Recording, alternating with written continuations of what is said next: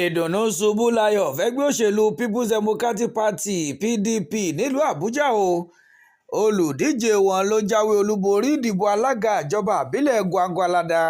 àjọ elétò ìdìbò ti kéde.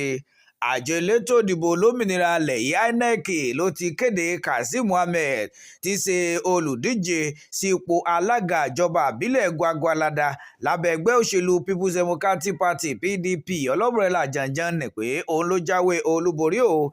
gẹ́gẹ́ bí agbẹnusọ fún àjọ elétò ìdìbò philip akpan tó ṣe kéde, ó ní kazeem mohammed ẹgbẹ́ òṣèlú pdp ó ní ìbò 22,165 o, eléyìí tó fi ẹ̀yìn ojúgbà rẹ̀ alátakò rẹ̀ nínú ẹgbẹ́ òṣèlú apc yẹn yàyà shehu bẹ́lẹ̀ ẹni tó ń ní ìbò 17,788. nígbà tó ń sọ̀rọ̀ síwájú sí akpan ó ní ọkàn ìdìbò mẹ́wàá ó ní ètò ìdìbò ti wáyé, ó ní rírà àti títà ìbò wáyé o, torí pé àwọn kan eléyìí tí wọ́n ń fi owó ra ìbò, àmọ́ síbẹ̀síbẹ̀ ńṣe ni àwọn ti yọ ìbò ọ̀hún o, eléyìí tó sì jẹ́ ojúlówó táwọn kà. ó jẹ́ kí ẹgbẹ́ òṣèlú pdp ó gbégbá òrókè.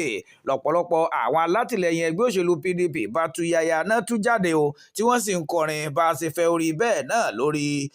nílùú àbújá ìdùnnú ṣubú layọ̀ fẹ́gbẹ́ òṣèlú pdp olùdíje wọn kazeem mohammed ló jáwé olúborí ètò ìdìbò alága ìjọba ìbílẹ̀ gwagwalada. àjọ elétò ìdìbò ti kéde.